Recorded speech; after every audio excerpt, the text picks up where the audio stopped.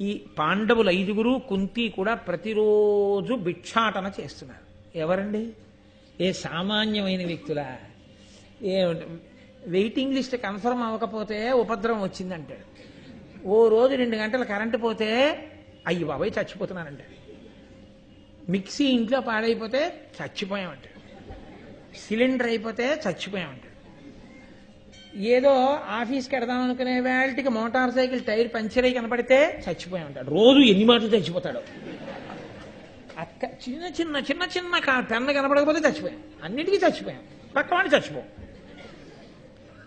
ఎంత కష్టాన్ని ఓర్చుకుని వాళ్ళు బతికారు. సీతమ్మ తల్లి కన్నా కష్టపడ్డావా, పాండవుల కన్నా కష్టపడ్డావా? ఏమి నీ కష్టం? అయిందానికి కాందానికి ఇంకా కనపడ్డవాడికల్లా అయ్యా నాకు ఇది ఒక్కటి ఉందండి, గట్టెక్కాలి ఎలా అయినా, మీరు ఏదోటి చెబుతురు, అదే పనిగా. అందుక నీ కష్టాన్ని ఓర్చుకుని పాపాన్ని పోగొట్టుకునే ప్రయత్నం చేయాలి. కానీ ఇంక ఎప్పుడూ సుఖమే. దాని అసాధ్యం కూడా, దానికి అంతమేమైనా ఉంటుందా లోకంలో? ఒబామా పిలిచి అమెరికా అధ్యక్ష పదవి రాసి ఇచ్చేసినా ఆయన కోటి ఇవ్వలేదని ఏడుస్తాడు. అంతే ఉంటుందండి దానికి. ఎందరికో ఎన్నో లేనివి ఈశ్వరుడు నాకు ఇచ్చాడు అన్ననాడు నీకు తృప్తి. కళ్ళు లేని వాళ్ళు ఉన్నారు, నీకు కళ్ళు ఉన్నాయి. అసలు వినపడని వాళ్ళు ఉన్నారు, నీకు వినపడుతుంది. అసలు పాపం నోరు విప్పి మాట్లాడలేని వాళ్ళు ఉన్నారు, నీకు నోరుంది, చక్కగా మాట్లాడగలవు. ఏమి నువ్వు ఎంత ఐశ్వర్య సంపన్నుడు ఆలోచించు. ఈశ్వరుడు నీ పట్ల ఎంత ఉదారుడై ఉన్నాడు. నీకు మధుర మధురమైన శబ్దములన్నీ వినపడతాయి. ఓ వీణ కచేరీకి ఎడతావు, చక్కగా ఓ నాట్యం చూస్తావు, నీ పక్క వాళ్ళతో భావాలు పంచుకుంటావు, నీకు బాధ కలిగితే చెప్తావు. అంతవరకు ఎందుకండి? ఒంట్లో బాగులేకపోతే ఓ డాక్టర్ గారి దగ్గరికి వెళ్ళి మన ఒంట్లో ఎందుకు బాగులేదో ఏది బాగులేదో మనం చెప్తాం. ఒక మూగివాడి పరిస్థితి, మూగి చెవుడు కూడా ఉంటాయి, 2 అక్క చెల్లెళ్ళలా కొంతమందికి. వాళ్ళ పరిస్థితి అవతల వారు చెప్పింది వినపడదు, ఈయన చెప్పలేడు. ఎంత కష్టం.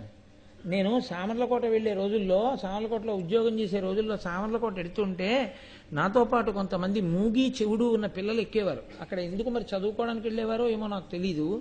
వాళ్ళు సామర్లకోటకి టికెట్ ఇవ్వండి అని అడగాలి. వాళ్ళకి ఎలా చెప్తారు?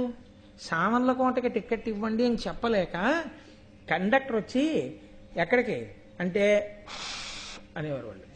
అంటే కాకినాడకి రైళ్లు రావుగా, అంటే ఎక్కువ రైళ్లు రావుగా. సామర్లకోట అంటే రైల్వే స్టేషన్ ఉంది, అందుకని సామర్లకోట అనేవాడు. ఆ పెదవుల కదలికని బట్టి అనేవాడు. అంటే పాపం ఎన్ని అని ఇలా అనేవాడు అతను. ఎవరెవరు అని చూపించేవాడు. మరి ఇతను మావాడు కాదు. అది దేన్ని బట్టో తెలుసా అండి? వినపడి కాదు, పెదవుల కదలికని బట్టి చూస్తూ తను జవాబు చెప్పాడు. అది ఎంత కష్టమో మీరు ఆలోచించండి. నిజంగా జీవితంలో మనం అనుభవిస్తున్న సుఖంతో పోలిస్తే వాళ్ళు అనుభవిస్తున్నది ఏ పాటండి? వాళ్ళు ఏమనుభవిస్తున్నారు? ఓ కళ్ళు లేనివాడు ఏమనుభవిస్తున్నాడు? వాళ్ళతో పోలిస్తే ఈశ్వరుడు మనకెంత అభ్యున్నతినిచ్చాడు.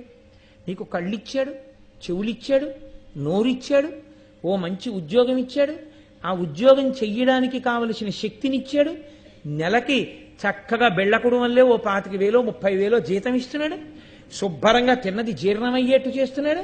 సాయంకాలం 1 గంటన్నర సేపు పరమేశ్వరుడు గురించి చెప్పడానికి నీకు ఒళ్ళు నిప్పా. ఎందుకు చెప్పలేవు? ఈశ్వరుడు కూడా నీ కృతజ్ఞత చూసి ఏదో ఒకటి ఉపసంహారం చేస్తే, ఈశ్వరుడు ఏమిచ్చాడు అన్నది ఆలోచించిన నాడు ఎంతో తృప్తిగా ఉంటావు. ఈశ్వరుడు నాకు ఇంకా ఏదో ఇవ్వలేదని ఏడిచిన నాడు నీ ఏడుపుకు అంతు లేదు. ఎవడు ఎన్ని తెచ్చిచ్చినా నీకు తృప్తి లేదు. తృప్తి అన్నది మానసిక భావన. ఉన్నవాడు ఇంతకన్నా ఏం ఉండాలండి, నాకేం లేదంటాడు. అన్నీ ఉన్నా నాకు ఇంకా లేదండి అని ఏడిచేవాడు లేదని ఏడుస్తూనే ఉంటాడు. అది ఆ భావన చేత ఆ తృప్తిని పొంది ఈశ్వరా నువ్వు నాకేమి ఇవ్వలేదయ్యా అన్నారనుకోండి, ఆయన ఎంతో సంతోషిస్తాడు. అసలు ఎప్పుడూ నాకు ఇంకా ఇది లేదుగా, ఇంకా ఇది లేదుగా అంటున్నారు అనుకోండి, వాడు వస్తున్నాడంటే భయపడిపోతాడు. ఇప్పుడు నాన్నగారు ఉన్నారు, కన్నారు, పెంచారు, పెద్ద చేశారు, చదువు చెప్పించారు, ఏదో 2 రోజులు అలా పెడదాం కదా అని కొడుకింటికి వెళ్ళారు. ఇంకా కాళ్ళు పడుతూ నాన్నగారండి వీలునామా ఎప్పుడు రాస్తారండి, వీలునామా ఎప్పుడు. వాడికి ఎలా ఉంటుంది ఆ తండ్రికి? ఇచ్చాడుగా, ఇస్తున్నాడుగా, ఇస్తాడుగా, అది కూడాను. కాళ్ళు పట్టి వీలునామాయా? పూజ చేసినప్పుడల్లా దిక్కుమాలిన కోరికే. వాడు ఇచ్చిన వాడికి కృతజ్ఞత ఏది? ఈశ్వరా, నువ్వు నాకు ఇన్ని ఇచ్చావు, నేను నీకు ఏమి ఇవ్వగలను అని ఒక్కనాడు కన్నుల నీరు పెట్టుకుని ఒక్క స్తోత్రం చేసి నీ ఆనందాన్ని, నీ తృప్తిని పరమేశ్వరుడి దగ్గర ఆవిష్కరిస్తే, నేను ఇంత ఇస్తే అంతని పొంగిపోతున్నావా నాన్న అని నువ్వు అడగకుండా నీకు ఇస్తాడు. ఎన్ని ఇచ్చినా నాకు ఇంకా లేదండి, ఇంకా లేదండి, ఇంకా లేదండి, అదే ఏడిచిన వాటిని చూసి ఈశ్వరుడికి అంత అసహ్యం వేస్తుందండి. ఇంకా ఆయన కాబట్టి ఊరుకుంటున్నాడు, నాలాంటి ధూర్తుడైతే. కాబట్టి ఆ తృప్తి చాలా ప్రధానం.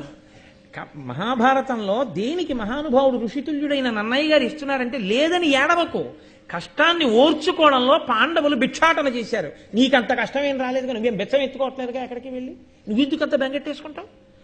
వాళ్ళ కష్టాన్ని తలుచుకుని అంతంత మహాశక్తివంతులు అంతగా దేశకాలములందు ఒదిగారు. ఒదగడం నేర్చుకో. దేశకాలములు తెలియని బతుకు బతకకు, ఆ ఓర్పు లేని బతుకు బతకకు, అసహ్యకరమైన బతుకు అది. 10 మందికి బరువుగా ఉంటావు నువ్వు.